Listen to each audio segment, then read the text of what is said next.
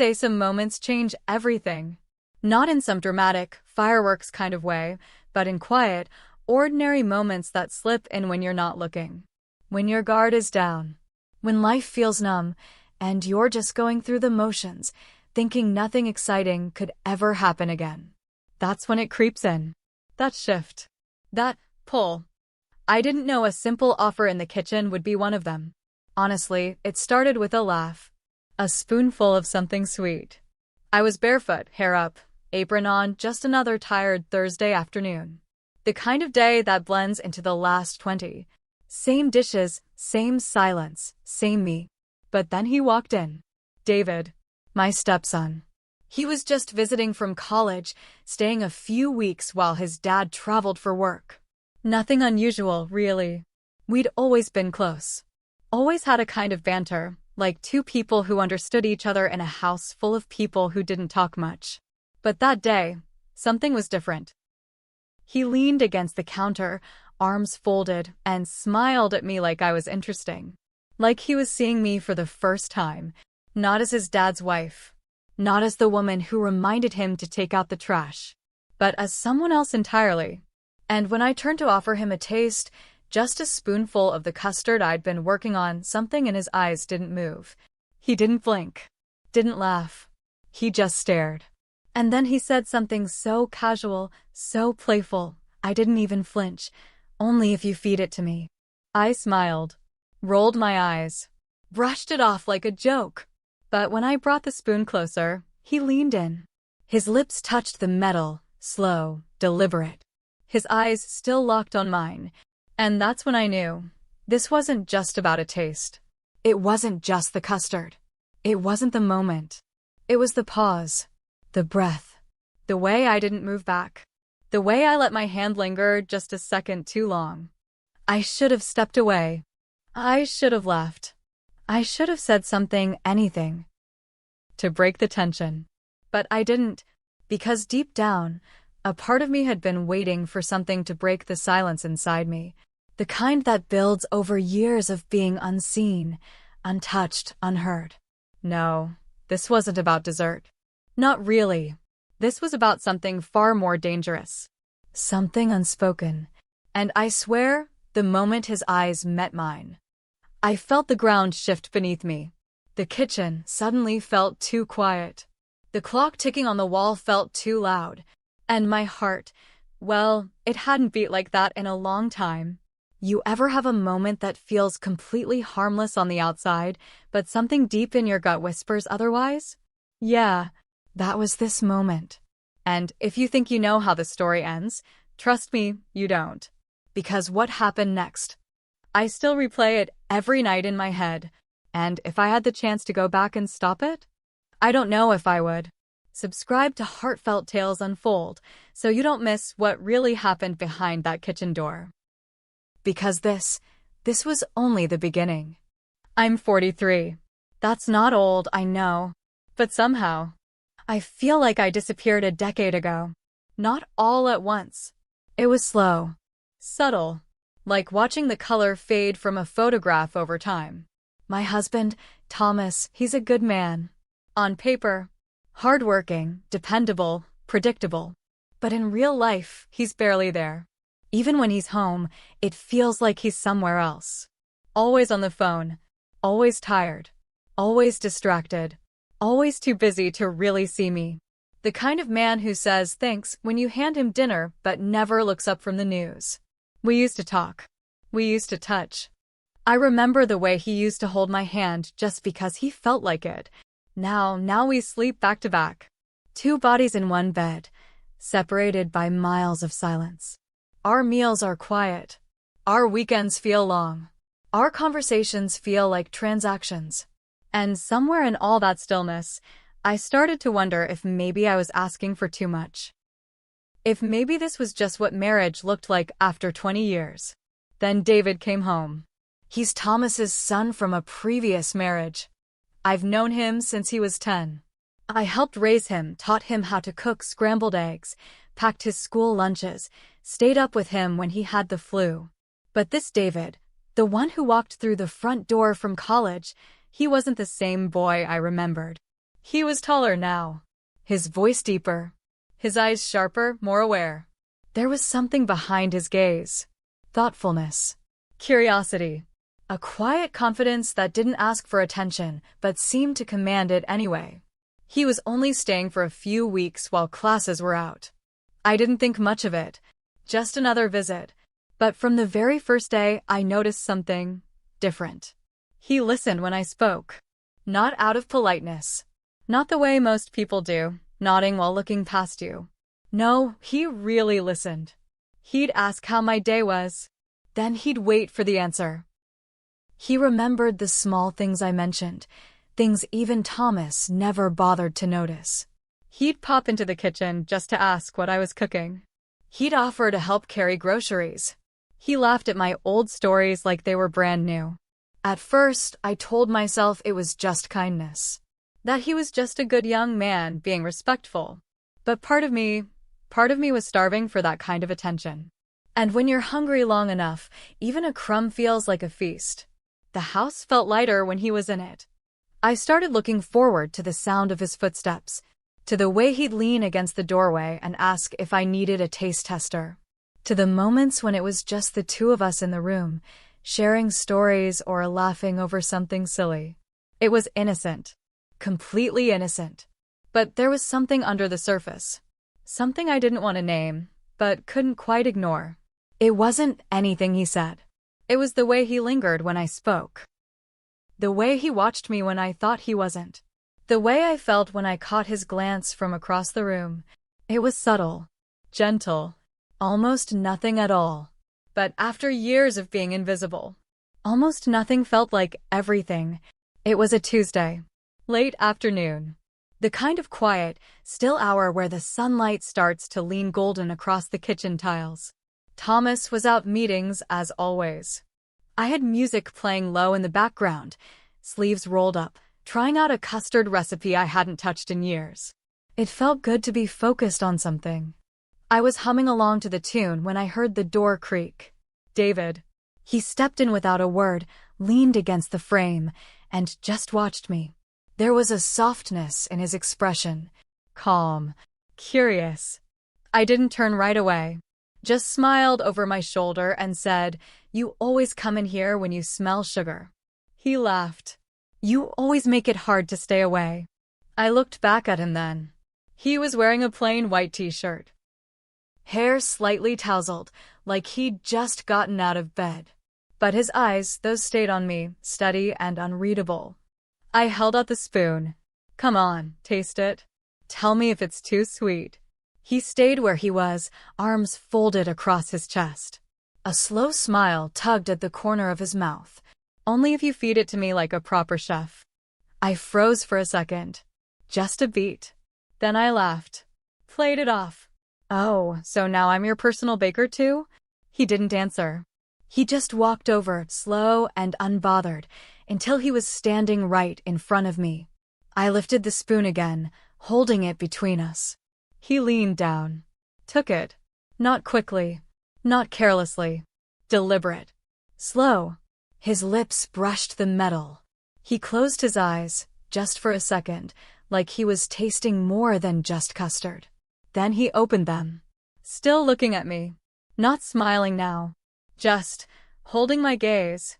I laughed again, too loud, too fast, and turned away to rinse the spoon. But my hands were shaking. And the kitchen didn't feel the same. I told myself it was nothing. A silly moment. A joke. But for the rest of the day, I couldn't stop thinking about it. The way his eyes didn't move. The way he stood so still, like he was waiting for me to acknowledge something neither of us had the courage to name. That look. It wasn't from a boy. And I think I liked that. I shouldn't have noticed the way my skin tingled after he left the room.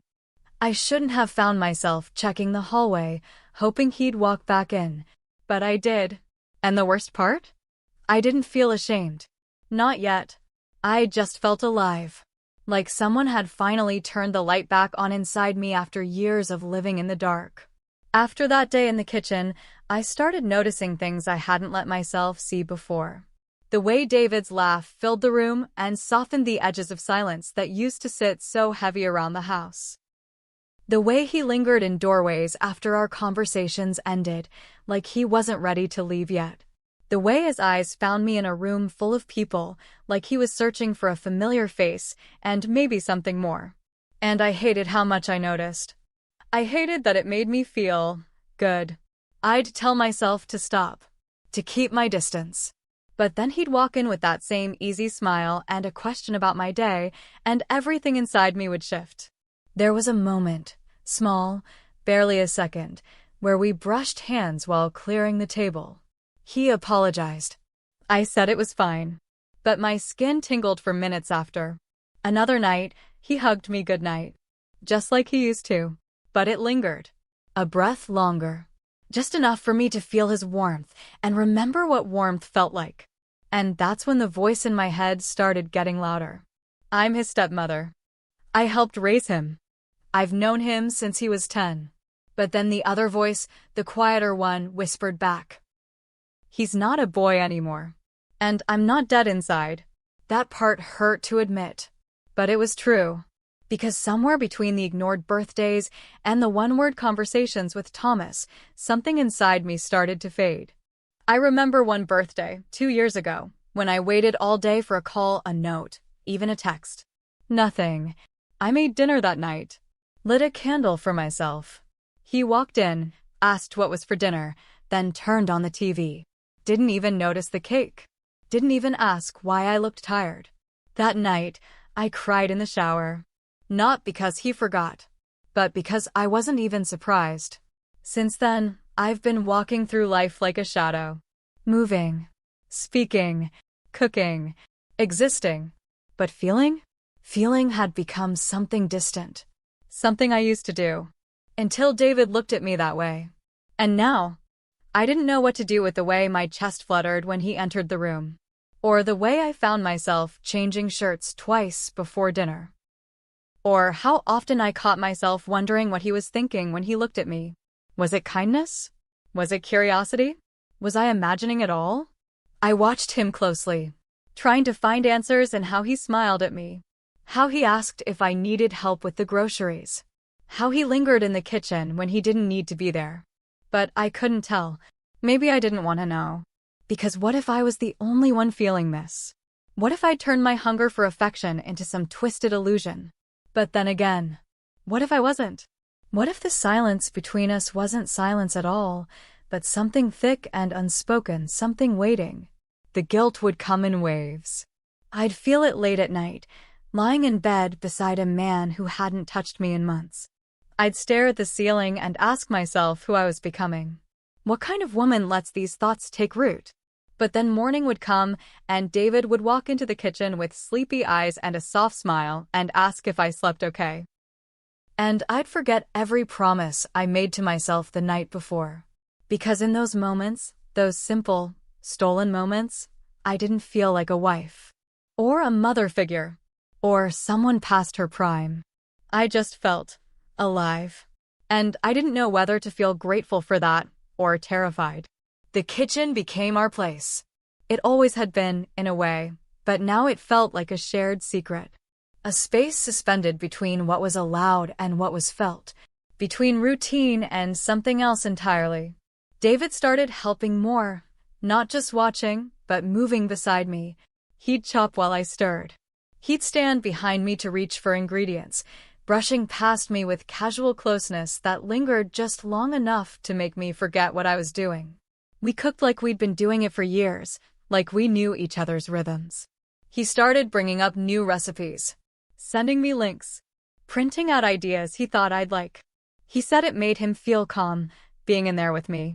I told him it made me feel seen. I didn't mean to say that last part out loud, but I did. He didn't laugh. He didn't change the subject. He just looked at me with something unreadable in his eyes and said, "Me too." That night sat with me. So did the way his hand brushed mine when we reached for the same spoon. Or how he started staying in the kitchen even after the food was done. Not saying much. Just being near. One evening, Thomas was gone again, some overnight meeting in another city. David and I ate dinner alone. We had wine, not much, just enough to loosen the stiffness between us. The food was good. The laughter felt easy. After we ate, I brought out something new, a soft, creamy dessert I'd been working on for days. He raised an eyebrow. "You're spoiling me." I smiled. "Someone should." He tilted his head a little, watching me like he was trying to figure something out. Then he said, "You taste everything you make, don't you?" I nodded slowly. "Usually." He dipped the spoon in, held it up. But instead of tasting it, he moved closer and brought the spoon toward me. "Then taste this." I hesitated, but not for long. I leaned forward. My lips touched the spoon. His fingers were close, too close, brushing against mine as I took it. The taste was sweet. But what lingered wasn't the dessert. It was the moment. The silence that followed. The quiet that stretched out like a held breath neither of us knew how to release. His hand didn't drop right away. Mine didn't move either. Our eyes met. And something passed between us. It wasn't loud. It wasn't spoken. But it was real. He didn't step back. Neither did I. We both waited, not for a kiss, not for touch, but for someone to name what was happening. To call it wrong. To break the spell. But no one did. And in that stillness, I realized something. Whatever line we thought we were walking, it had already faded beneath our feet. It happened 3 nights later. The house was quiet. Thomas was out again, some late dinner with clients. I'd stopped keeping track. I was curled up on the far side of the couch, blanket around my legs, a half-empty glass of wine on the table beside me. The TV was on, but I wasn't watching, just letting the flicker of light distract me from the ache I couldn't name. David walked in without saying anything. He didn't ask to join me. He just sat down, closer than usual. Not touching, but close enough to feel the warmth between us. We sat like that for a while. Then, out of nowhere, he said softly, "You look sad tonight." I didn't answer. Not right away. Then I said it before I could think better of it. "I don't think anyone really sees me anymore." He didn't speak. So I kept going. "I mean, I do all the things. I show up. I clean. I cook. I smile when I'm supposed to. But some days, I feel like I could disappear and no one would notice." He turned to me. I'd notice. And it wasn't the words themselves. It was the way he said them, low, steady, sure. Like he wasn't trying to make me feel better. Like he just meant it. "I see you," he said again, his voice even softer. "More than anyone ever has." I looked at him. Really looked. His eyes weren't curious anymore. They were certain. And in that moment, the room changed. My breath caught. Not because I was surprised, but because a part of me had been waiting. We didn't move right away.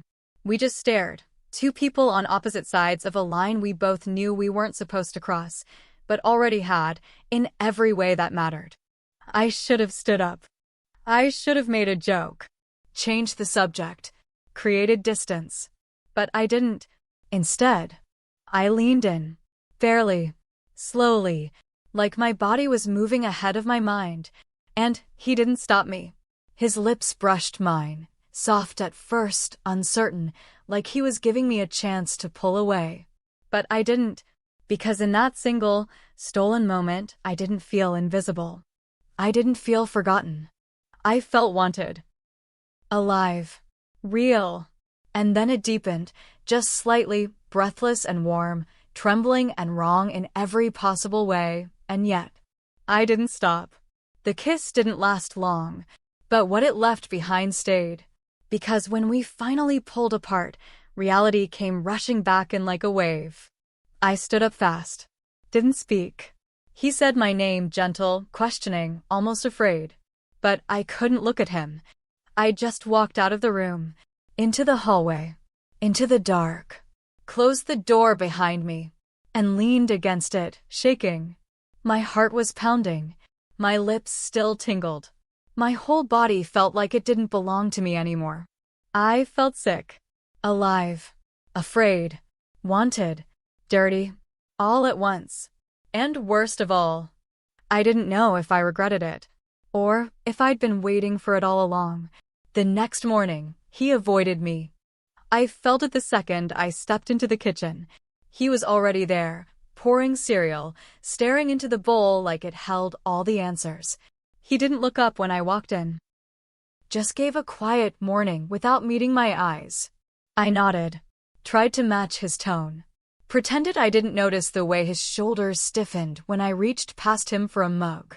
The silence between us felt thick. He finished eating in record time, rinsed his bowl, and walked out. No laughter, no casual banter, no light touches, just gone. Later that afternoon, Thomas came home. Suitcase in one hand, Bluetooth still in his ear, talking to someone about numbers I stopped pretending to care about years ago. He kissed my cheek like someone clocking in for work. Didn't notice the tightness in my smile. Didn't ask how I'd been. He walked right past David on the stairs and barely said hello. Business as usual.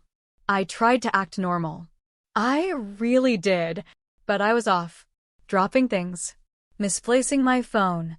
Asking the same question twice during dinner. My body was in the room, but my mind kept rewinding, playing last night in pieces I couldn't hold together. And David. He wouldn't even look at me. At one point, he walked into the living room where I was folding laundry. I could feel him standing behind me. Just standing there. Like he wanted to say something. I didn't turn around. I couldn't. He finally said, "Can we talk?" And I said, "There's nothing to talk about." He paused, then walked away. I felt the words echo in the room after he left.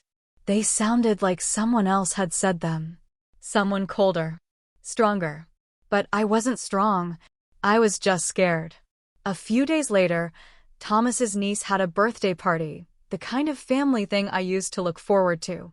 I put on my best face, wore a dress I hadn't touched in months, painted my lips, curled my hair, told myself I'd smile through it. David was already there when we arrived. He was laughing with someone, a girl his age. Blonde, pretty, confident. The way she touched his arm when she joked made something twist in my chest. I watched them from across the yard. Watched the way he smiled at her. The way he leaned in. The way he looked so free. And I hated myself for how much it hurt. I turned away too fast and nearly knocked over a tray of drinks. I told myself I was being ridiculous. He was 19. She was beautiful. It made sense. But inside me, something cracked open. Had it meant anything to him? Was I just some passing impulse he regretted? Some fantasy he indulged because the moment made it easy? Because when I looked at him, really looked, I couldn't tell anymore. He never brought it up again. Not with words. Not with glances. It was like it never happened. Except it did. And I was the only one still carrying it like a secret carved into my skin. I started to wonder if he ever thought about it. If he replayed it like I did. If it kept him awake some nights. Or if he had already moved on. And if he had, what did that say about me? That I was just a moment. Just a mistake. Just nothing. It happened on a Sunday night. The house was quiet, not peaceful quiet. Just empty. Hollow. Thomas had gone to bed early. David was out somewhere, and I didn't ask where. I sat alone in the kitchen. Same chair. Same cup of tea. Same hum of the fridge in the background. But everything felt different. And I broke. Not loudly. Not dramatically. Just quietly. My hands started trembling first. Then my chest tightened like it couldn't hold the weight anymore. And the tears came without warning. Not from my eyes, from somewhere deeper. Like something inside me had finally given up pretending. I covered my face and cried. For what I did. For what I wanted. For what I'd become. I thought about that night, the kiss, the stillness after, the silence that followed us both. I thought about David's voice. His eyes. The way he hasn't looked at me since. And suddenly I couldn't recognize myself. I'm a wife. A stepmother. I helped raise that boy. And still, I let something cross a line I swore I'd never even walk near. What kind of woman does that? What kind of mother figure craves the attention of someone she